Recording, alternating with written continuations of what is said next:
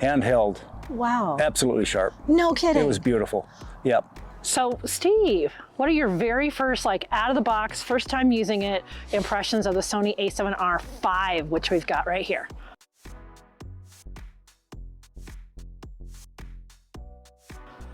I like the menus. We've noticed a difference. Yeah. Yeah, which where that really comes in is the hugest difference, I think, between these, and that's the huge upgrade. A noticeable difference. Yes. Yeah. Oh yeah. Okay. I wouldn't have even tried this with the R4.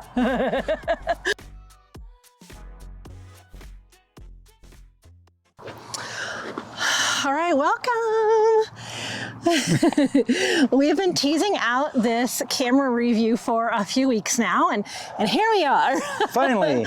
Finally. Yes. So we have rented the Sony A7RV for just like the last week and a half, and we've done as much with it as we possibly could between work and crazy weather.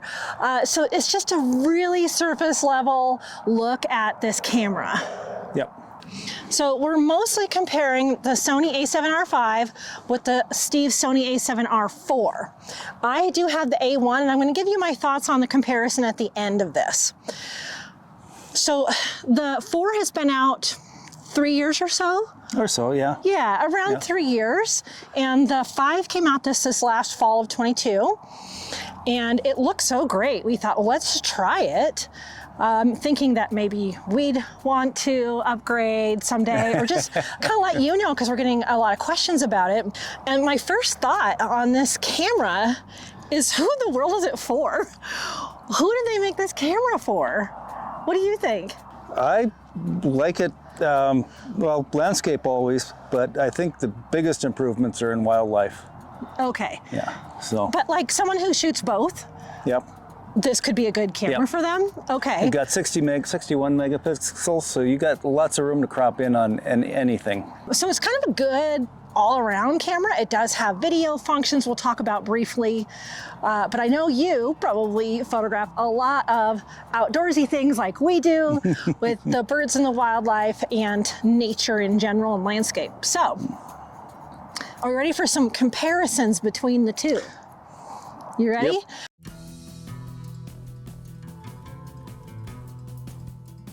So this is the 4 and this is the 5. Okay. And the 5 is just a teensy bit heavier at 1.61 pounds. And this one is at 1.46 pounds. There we go. Oh, thank you. Oh, that's helpful. Okay.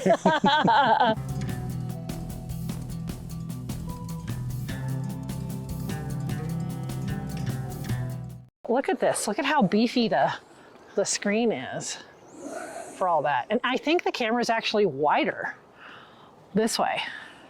One of the big things right off the bat with the 5 is the tilty flippy screen. You want to show them the tilty flippy screen now that you got it all set up? Sorry. Yeah. We've been wanting this for a long time. Oh, Sony users are just like, please give us this. And where the 4 just kind of comes out like that. Yeah. And yeah, it folds back on itself. Really super useful. See, it goes up and down like that. Yeah. But if you bring it in, and then you can pull it from the side. That's so great. I also think it's like a bigger screen. It's a bigger screen. It's more clear.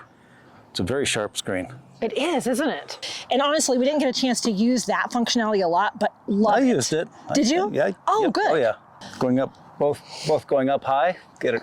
Oh yeah. Get it. A little higher vantage point, and also getting it down close to the ground. Down close to the ground is nice because you never know what angle your camera is going to be compared to where your head's at.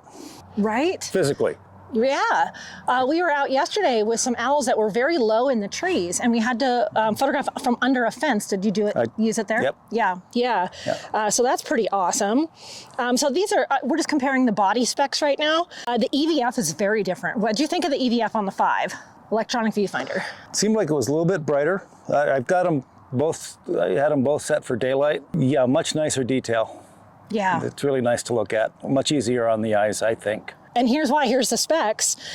So in the 4, the EVF is 5.76 million dots. That seems like a lot, right? But then they've moved it up to 9.4 million in the 5. Wow. Yeah. That makes a big difference with an 120 frames per second refresh rate. I think that's much more true of what you're going to see, you know, on the LCD. Yeah, so it's better. Physically, they have moved the video record button to the top. So it's here instead of back here. And it's a slightly bigger button. So that's a big difference on these bodies, is where the video record button is. And I think it's kind of nice. Well, I like it because it's close to the shutter button, so you could make a decision either way. But I was out doing a little street shooting with a small lens, and when I just grabbed the camera, my pointer finger tended to just overlap a little bit, and I found myself pushing the video button and turning on the video while I'm walking down the street. You know, and then I bring it up, take a shot, and it's like, why is video on? Oh, no. Okay, so that's a plus and a minus. Plus and a minus, yeah. Okay. I know on the 4 and the A1, it's right next to the eyepiece, so it's kind of hard to reach.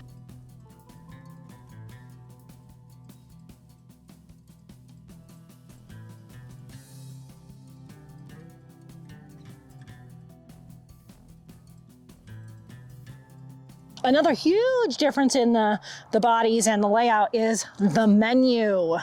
Oh, yeah, that was the first thing I saw. Actually, I would put it in the it's a pleasure to operate arena or category. One of the things I've gotten used to with the R4 is you've got to have a thumb on the menu button, and then you've got to toggle back and forth, and you got the cancel button, and you just got a lot of different things, and it doesn't move really nicely among the up and down the trees. With the R5, with the touch screen, it's really a very, very responsive touch screen, so you can actually do everything on the touch screen. Although I found myself using the wheel more to move left and right, up and down, and occasionally just hit the touch screen where the menu button is to go back up the menu tree.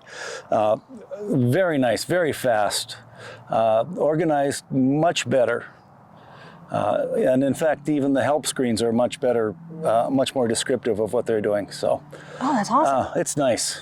Yeah. Well, and you'll know if you've gone from an A7R4 or older, the really awful menu system, just kind of text-based, no colors. So the A5 has incorporated those nice colors in there again, a delineation between photo and video and playback, very similar to the Sony A1. Yeah, and you've got a much deeper display on the menu tree itself. You've got the icons on one side, then you've got another column for the next level down, and then they actually have a third level that you can view at the same time, so you can see what's in each level and each item that you select on that level. That's right. So the column view. Yeah. Right. You can get where you want to go much faster. It was quite a jump for Steve to go from the 4 to the 5 with that menu system. I'm more used to it with the A1, but huge upgrade.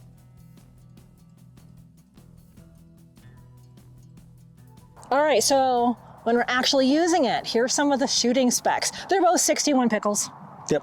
Both 61 megapixels, which Steve really likes. Yes. He really loves photographing landscapes, and having all that detail is awesome. And for wildlife too, because you don't always get within 40 or 50 feet of what you're looking for. Yeah. A lot of times you don't. So the ability to crop in is a wonderful thing. Stabilization.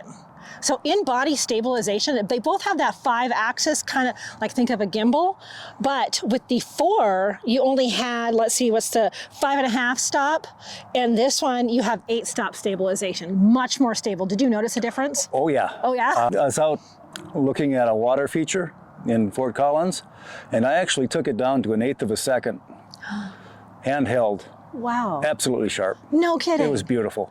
Yep. And then I was playing last night. They had the Sweetheart Festival in Loveland. So I was out in the dark photographing the fire. What are they? Fire dancers. Acrobats yeah, and dancers, yeah. and also some of the window settings, some of the window lighting. And again, I was down probably 4/10 of a second was the slowest that I was doing handheld. And I had to do a little bracing on my body to keep that there, but I wouldn't say it was absolutely sharp, but it's pretty sharp, reasonably sharp. So a noticeable difference. yes, Yeah. oh yeah. Okay. I wouldn't have even tried this with the R4. Let's see, they both have the same frames per second. With these higher megapixels, they just did not build either one of these higher than a burst of 10 frames per second in full RAW. So if you were to switch to JPEG, it's a lot faster. But even at 10 frames per second, I thought it was pretty fast. I played with a little bit and I was happy. Yeah, if you're thinking it's gonna have the 30 frames per second like the A1, it does not. It does not. They do have different processors now. So I don't know how to pronounce this, Bion ZX, and then CMOS here, on the 4, but the 5 has a Bion XR processor and AI. Latest code words, yes. Yeah, but it's true, like, we've noticed a difference. Yeah, where that really comes in is the hugest difference, I think, between these, and that's the autofocus. It's a much crisper, I would go with. It's a much crisper autofocus. It comes in quickly and it grabs what it wants to focus on, and it's there. Well, and there's a million more options. Oh my gosh. We could not even there's no way we could test all of them in the week and a half we had. There's no way. The 4, it has tracking for human and animal. Okay, and then we're done with that. And then we move to the 5. Oh, there's a huge list. We got human, we got animal, we got birds and animals. We got what? Cars, trains, insects, aircraft. And then between those, you can also specify if it's trying to catch just the head, all the way into the eyes, or the whole body. Yep. It goes deep into the menu. It's a little much to get into the menu for that. It could be overwhelming. But I also can see where you could program one of the buttons to restrict how many options you have. And that's what I've done on my A1. So maybe you only want to have these options. Yeah, my first wildlife outing with this, I hadn't really changed any of the default settings as far as the targets go, the human animal stuff. I think it was on human eye maybe. But the first thing I tried to photograph was a hawk in a tree, and it was behind lots of bushes and branches. So it was very, very difficult. I did not expect to be able to focus on it right away. And it locked in right, on the hawk, behind lots of branches. That was the juvenile bald, remember? Yeah, that's right. How's it going with focusing, Steve? It's going great. There's a lot of branches in front of it. Yeah. And at first, it focused on the branches, like it always does, but then it picked out the eagle and focuses on the eagle itself. You mean like the A7R4 does? Yeah. So this is the A7R5. R5, and it just snapped right in there. Oh, very good. Picked up the target. Yeah, because it's way back in there. Yeah, you usually have, you'll see the photo. There's lots of branches in the way, and it just, bam. Nice. I don't know if my first impression was it could tell the body. Although later on, after playing with it some more, I'm thinking it just locked in on the eye and got a good clean shot of the head or something. It picked out the eye, bam, done. And that was with human as the primary target. It was impressive. I was, yeah. I was wildly surprised.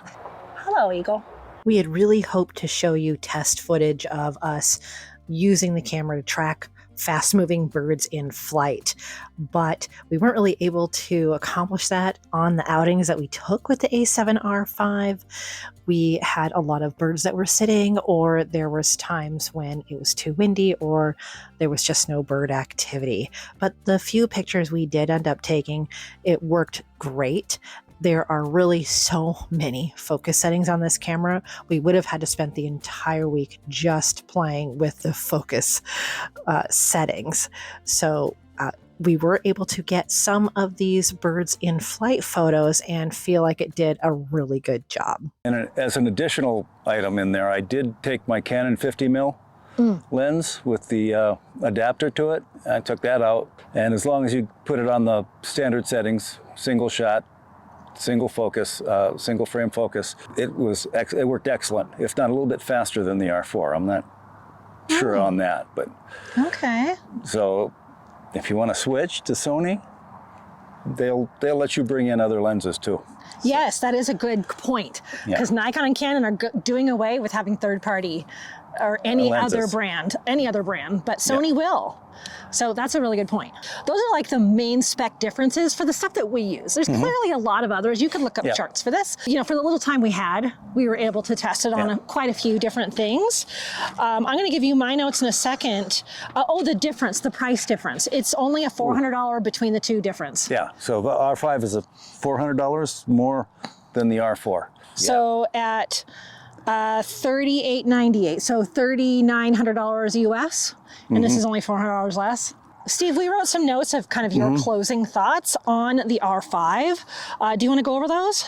Well, first of all, I like to use the word crisp. It's like right there, bam, sharp. We did do some work with flying birds. It was still crisp autofocus, but when the birds crossed in front of something else that was sharper or brighter, the autofocus would lose the bird and stick on the brighter object. And also noisy backgrounds are still an issue. There's some settings you can use to employ different strengths of following, and I've not had a chance to play with those at this point. So yeah, so I think when we're talking about that focus options menu is so many deep, we probably could have found something to fine tune that. Yeah. Yeah, so it wouldn't jump from bird to, you know, pole. To pole. Yeah. Yeah. So we got some really nice pictures of brush and lake poles. The next thing kind of actually unnerved me quite a bit, and I was surprised by it, is the silent shutter.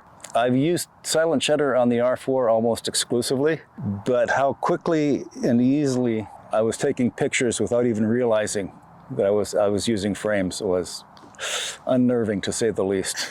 So I turned that off fairly quickly. And I'd have to work on it to get used to it, I think.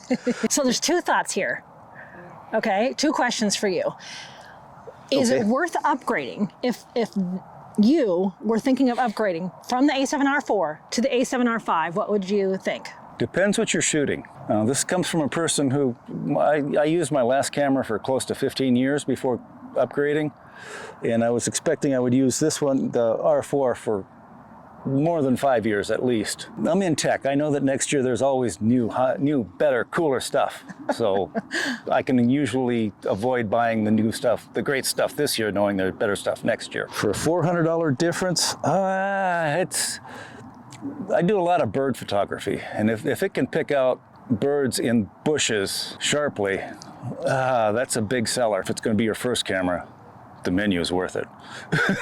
Okay, what he's not admitting is that within like a day, he said, oh, the menu alone, it'd be worth upgrading. The menu and the autofocus settings, but he hasn't used all the life in the A4. So he wants to really use the A4 for a good long time before upgrading.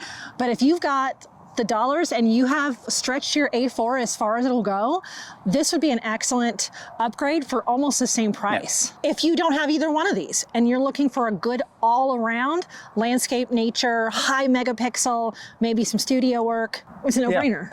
I wouldn't have any issue doing this first time. It's a good camera, very good camera.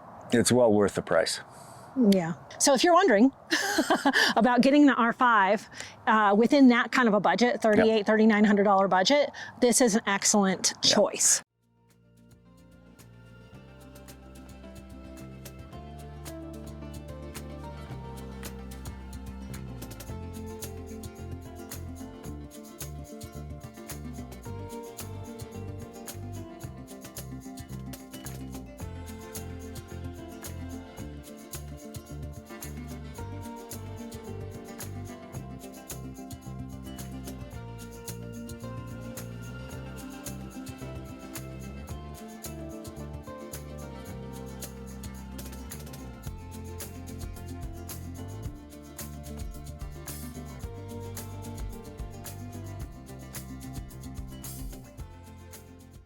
So I did promise that I would tell you my thoughts on the differences between the A7RV and the A1. Now, keep in mind, I'm a full-time pro photographer. I have a studio, and when I bought the A1 about a year ago, a little over a year ago, this is my main camera. I want it to be a little future-proof. So You know, the A1 was a really good choice for me, and also the 5 wasn't out. The biggest difference is the megapixels. So the A1 is 50, where these are 61. Very similar menu system between the 5 and the A1, except for the little home. I like the home button in the menu on the R5. It looks like the grid you get when you push function. So that's pretty nice. You are going to get 30 frames per second for wildlife. I photograph a lot of fast moving dogs. You're gonna get that 30 frames per second shooting in stills that you're not gonna get on these. That is a huge difference still. All those extra awesome focusing features on the R5, the A1 does not have them. Doesn't have them. So I expect that they will update the firmware at some point, I'm hoping, but you're not gonna get that. So you're gonna have bird, animal, and human on the A1, where this one has like 1,000. No, it has a lot more options. So that's a big difference too. One similarity with the A7RV and the A1 is 8K video. If you're interested in video at all, that is a similarity, which is nice. What I did notice is when you switch from photo to video on the R5, when you look through the viewfinder, the EVF rearranges the stats, the data. So if you're in video mode, you're gonna see the volume and I can't remember, stuff at the top that normally you'd see at the bottom of the screen on the A1. So that's interesting. And the A7RV has that subject tracking during video, which the A1 doesn't. So if you're interested in the video part of that, I would look in that specs a little bit more. And I did read that they added some more cooling options, so it'll keep it cooler when it's recording that 8K. One thing that I did not like, that I love on my A1, is I have all kinds of knobs on this that I can just go straight to everything, and there's nothing over on this side. So there's fewer knobs on the A7R5, which would bother me. And they do have that blackout, that small blackout between images. It's just a flicker between images. I hate it. I hate it. For me in particular, Steve doesn't notice it at all. When I ask him, he'll say, no, it doesn't. And I said, oh my gosh, yes, it does. If you're used to the smooth look of the A1 and you don't, there's no between pictures, this one still has that. Yeah. And in video, they say there's still that rolling shutter. So you're not going to get that as much with the Sony A1. So a video spec again. So that would really bother me. And then obviously the huge difference is the price, right? So we said these are about $3,900 for the R5. The R5. And the Sony A1, honestly, is still $6,500. It's a lot.